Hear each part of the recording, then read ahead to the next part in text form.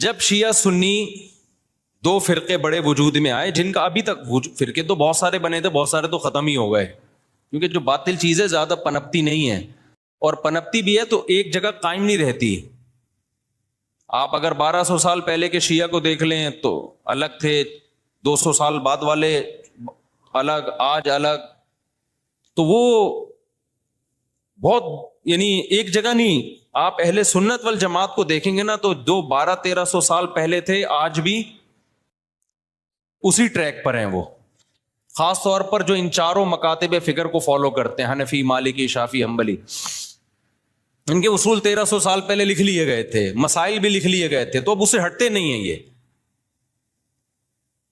آپ کو حنفی 800 سال پہلے کا بھی وہی نظر آئے گا جو آج تھا، شافعی 800 سال پہلے کا بھی ویسے ہی نظر آئے گا جیسا آج تھا۔ اگر تبدیلی ہوئی ہے تو بدعت کے حوالے سے ہوئی ہے، کسی میں بدعتیں آ گئیں، کسی میں بدعتیں، کوئی ایکسٹریم لیول پہ ادھر چلا گیا، کوئی مسائل کے معاملے کی بات کر رہا ہوں، جو اسلامک لا ہے، لا نہیں چینج ہوا کیونکہ وہ ریٹن فارم میں آ چکا تھا پہلے۔ تو اب میں عرض کر رہا تھا کہ دو فرقے بڑے وجود میں آ گئے، ایک کو کیا کہا جاتا تھا؟ شیعہ، ایک کو کیا کہا جاتا تھا؟ سنی۔ تو سنیوں کا جو اصول اور ضابطہ تھا وہ یہ تھا کہ قرآن سے مسئلہ دیکھا جائے، پھر نبی صلی اللہ علیہ وسلم کی صحیح احادیث سے، اس کے بعد صحابہ۔ تو انہوں نے اس اصول کو سامنے رکھ کے ریسرچ کی، اور باقاعدہ جیسے حدیث کو ریٹن فارم میں محدثین لے کر آئے کہ بھئی اب سینہ بسینہ کب تک چلے گی، اس کو ریٹن فارم میں لے کر آؤ، کتابیں لکھو، ضائع ہو سکتا ہے علم۔ تو اسی طرح جو مسائل تھے، یہ جائز ہے، یہ ناجائز ہے، یہ مکروہ ہے، یہ حرام ہے، یہ مکروہ تنزیہ ہے، فلاں کام کرنے سے سجدہ سہو واجب ہوتا ہے، فلاں غلطی کرو تو سجدہ سہو نہیں، پوری نماز ہی لوٹانی پڑے گی، ہزاروں مسائل تھے نا۔ تو ائمہ کرام نے اجتہاد کیا اور مسائل کو ریٹن فارم میں لانا شروع کیا۔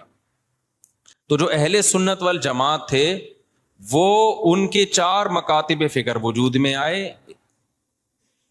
جو کام امام ابو حنیفہ نے کیا، اس کام سے جو متاثر ہوئے اور اس طریقے کو جنہوں نے فالو کیا، ان کو کیا کہا جانے لگا؟ حنفی۔ اور جنہوں نے امام شافعی کو فالو کیا، ان کو کیا کہا جانے لگا؟ بولتے کیوں نہیں؟ شافعی۔ اب آپ بتاؤ، جو امام شافعی کو فالو کرتے ان کو اگر ہم مسلم کہتے کہ نہیں حنفی شافعی کچھ نہیں ہوتا، یہ مسلم ہے، اس کا مطلب شافعی اگر مسلم ہے تو حنفی پھر غیر مسلم ہے؟ نہیں آئی میرا خیال ہے بات سن۔ تو یہ صحیح نام، یہ نام صحیح ہوتا؟ جنہوں نے امام مالک کو فالو کیا ان کو کیا کہا جانے لگا؟ مالکی۔ جنہوں نے امام احمد کو فالو کیا انہوں کے کیا کہا جانے لگا؟ حنبلی، جیسے کہ سعودی عرب میں۔ تو اللہ کا کرنا ایسا ہوا کہ یہ 4 اماموں کا فقہی دنیا میں چلا ہے صدیوں، بہت سارے مسائل میں ان میں اتفاق تھا۔ کچھ مسائل ایسے تھے کہ 2 امام ایک طرف، 2 دوسری طرف، کچھ میں 3 ایک طرف، ایک طرف۔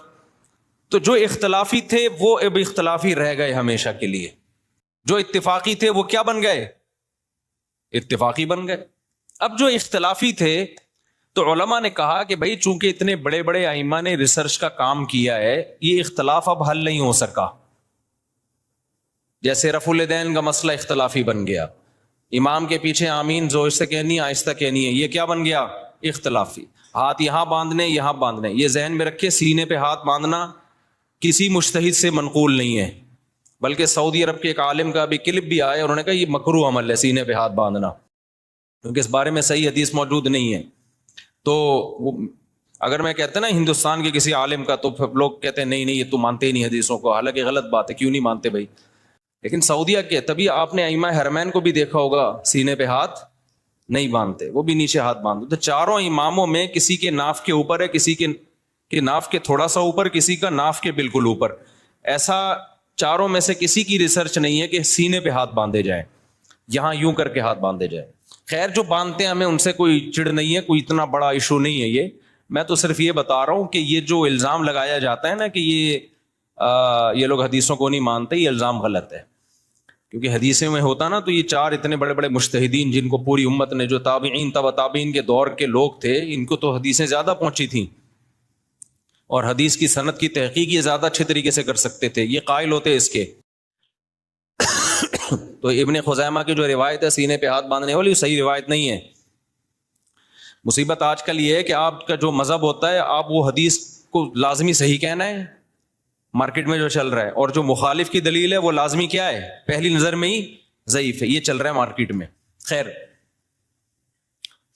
تو ان چاروں اماموں میں جب اختلاف کچھ باقی رہ گیا تو امت کے بڑے بڑے علماء نے فتویٰ دیا کہ بھائی اب یہ اختلاف ختم کرنا ممکن بولو نہیں ہے، کیونکہ صحابہ میں یہ اختلاف تھا.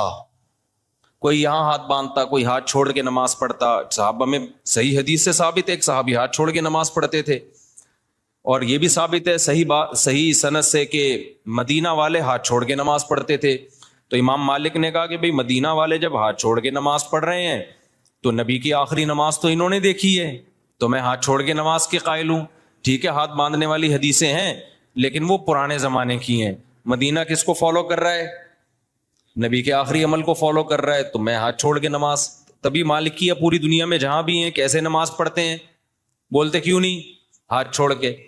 اب کبھی ہمیں ہاتھ چھوڑا ہوا بندہ نظر آ جائے نماز پڑھ رہا ہے تو ہمیں اشکال ہوتا ہے یار ساری دنیا تو ہاتھ باندھ کے نماز پڑھ رہی ہے، یہ کیوں چھوڑ رہا ہے؟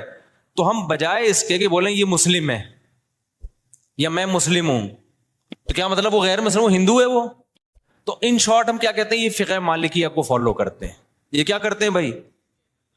یعنی مالکی ہیں. یہ کیا مطلب؟ یہ امام مالک کی جو تحقیق ہے اس کو زیادہ اس پر اعتماد کرتے ہیں.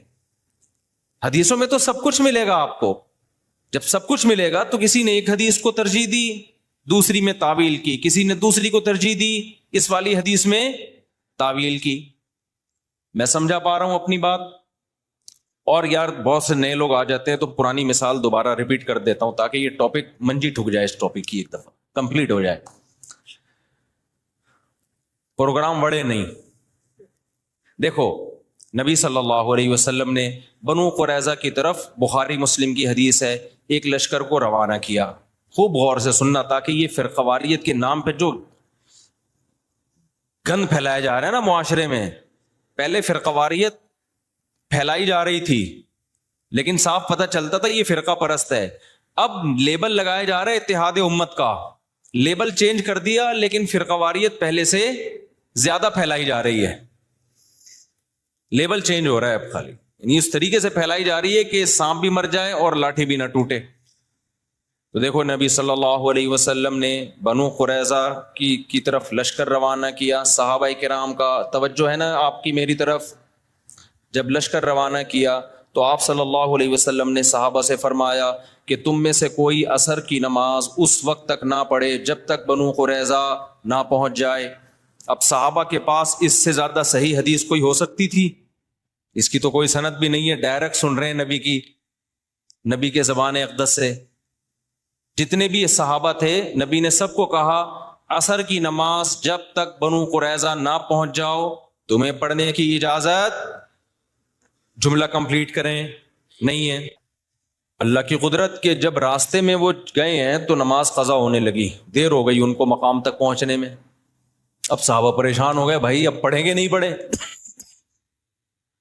بعض حضرات نے کہا بھائی نبی کا آرڈر ہے نہیں پڑھنی، قضا کریں گے نماز، کیونکہ ہم تو نبی کے حکم کے محتاج ہیں.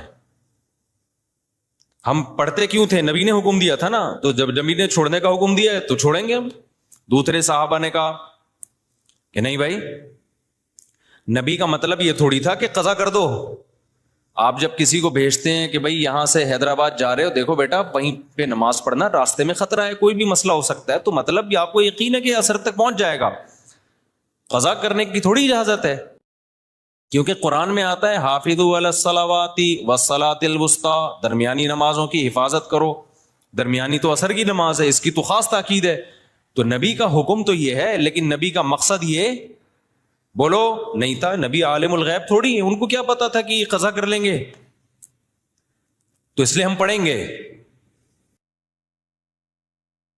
اب دو جماعتیں بن گئیں، ایک نے کہا ہماری رائے ہے کہ ہم نے پڑھنی ہے، دوسرے نے کہا ہماری رائے ہے کہ ہم نے. دونوں کا مقصد کیا؟ خواہش نفس تھا.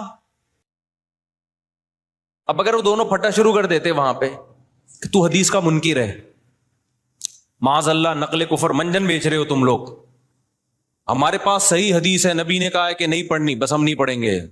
اور جو نہیں پڑھے گا ہمارے ساتھ، جو پڑھے گا وہ دائرہ اسلام سے خارج ہے، وہ حدیث کا منکر ہے، وہ گمراہ ہے، وہ جہنمی فرقوں میں ہے. اس سے فرقہ واریت کم ہوتی یا بڑھتی؟ بولتے کیوں نہیں؟ لڑائی پیدا ہوتی، پھڈا پیدا ہوتا. جن کا خیال تھا نہیں پڑھنی، انہوں نے کہا بھائی ہمیں یہ سمجھ میں آ رہا ہے، اب نبی موجود تو ہے نہیں کہ ہم ان سے پوچھیں یا رسول اللہ آپ کا مطلب کیا تھا. رابطہ بھی نہیں ہے، کوئی فون بھی نہیں تھا اس زمانے میں. دوسرے فریق نے کہا بھائی ہمیں تو یہی لگ رہا ہے کہ نبی کا یہ مفہوم نہیں تھا، وہ تو ہمیں آسانی کے لیے نبی نے حکم دیا تھا، راستے میں خطرات ہوتے ہیں، قضا تھوڑی ہو سکتی ہے، ہمیشہ پڑھی ہے بھائی، تو آج بھی پڑھیں گے ہم. انہوں نے پڑھ لی. اب انہوں نے نہیں پڑھنے والوں کو یہ نہیں کہا کہ تم تو مطلب ہی نہیں سمجھتے حدیثوں کا، تمہارے تو کھوپڑی میں سینس. آج کل فروعی مسائل میں اسی طرح چیلنج کیا جاتا ہے نا، جب فروعی مسائل میں اختلاف کو ذکر کیا جاتا ہے تو مذہبی اسکالر کا ایٹیٹیوڈ یہی ہوتا ہے، بدتمیزی والا. تو صحابہ میں سے جن کا خیال تھا پڑھنی چاہیے پڑھ لی، جن کا خیال تھا نہیں پڑھنی چاہیے نہیں پڑھی. دو مکتب فکر وجود میں آ گئے کہ نہیں آ گئے اس لحاظ سے وقتی طور پہ؟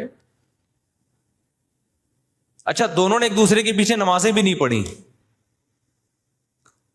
یہ بھی ذہن میں رکھیں. جب وہ پڑھ رہے تھے تو انہوں نے ان کی اقتدا نہیں کی ہے، ان کا خیال تھا یہ غلطی پر ہے.